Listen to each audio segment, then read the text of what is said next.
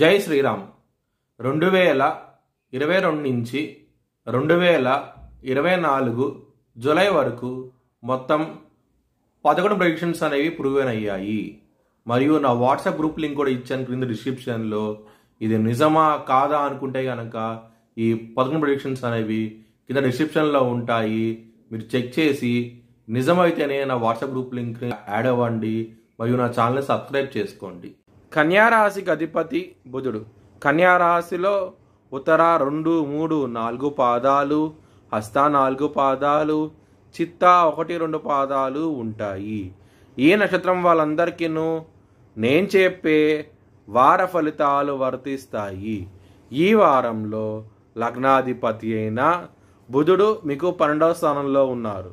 12వ స్థానంలో బుధుడు ఉండటం మూలంగా మీకు కొంచెం ఇబ్బందికరమైన వాతావరణం అంటూ ఉంటుంది. యాంగ్జైటీ, డిప్రెషన్స్ ఇలాంటివి ఎక్కువ అయ్యే అవకాశం ఎక్కువగా ఉన్నది. 16వ తారీఖు నుంచి లాభస్థానం నుంచి 12వ స్థానానికి వస్తున్నారు సూర్యుడు. ఇక్కడ సూర్యుడు, బుధుడు, శుక్రుడు ఉండబోతున్నారు 12వ స్థానంలో. ఎవరికైతే విదేశాలకు వెళ్ళి సెటిల్ అవ్వాలనుకుంటున్నారో వారికి చాలా అనుకూలంగా ఉండబోతోంది ఈ వారం అనేది.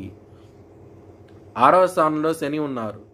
శని మీకు 2వ స్థితిస్థానంలో ఉండటం మూలంగా మీకు మంచి డెవలప్మెంట్స్ అంటూ ఉంటాయి.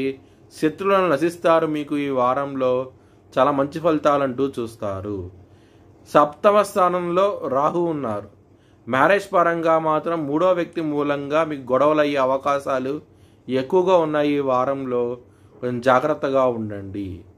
ఎవరికైతే వివాహం అవడానికి ఇబ్బంది పడుతున్నారో వారికి కొంచెం ఇబ్బంది పడే అవకాశం ఎక్కువగా ఉన్నది. ఈ వారంలో కూడా కొంచెం జాగ్రత్త అంటూ ఎక్కువ తీసుకోండి. కెరియర్ పరంగా మాత్రం గ్రోత్ పరంగా అంత అనుకూలంగా లేదు. మీకు కొంచెం జాగ్రత్త అంటూ ఎక్కువ తీసుకోండి. విష్ణు సహస్రం పారాయణం చేయండి. మీకు మంచి డెవలప్మెంట్స్ అంటూ ఉంటాయి. లవర్స్కి మాత్రం ఈ వారం అనేది అంత అనుకూలంగా లేదు. మీకు ఈగో ఫీలింగ్స్ ఎక్కువ అయ్యి బ్రేకప్ అయ్యే అవకాశం ఎక్కువగా ఉన్నది ఈ వారంలో. అలాంటి వాళ్ళు మీరు హనుమాన్ చాలీసా పారాయణం చేయండి. మంచి డెవలప్మెంట్స్ అంటూ ఉంటాయి. మీ భవిష్యత్ వివరాల కోసమై హెచ్ఎల్ఎన్ జ్యోతిష్యాలయాన్ని సంప్రదించండి. 2024 భారత్ ప్రైమ్ మినిస్టర్గా నరేంద్ర మోడీ రీఎలక్ట్ అవుతాడని చెప్పి నేను మార్చ్ 2022లో చెప్పడం జరిగింది.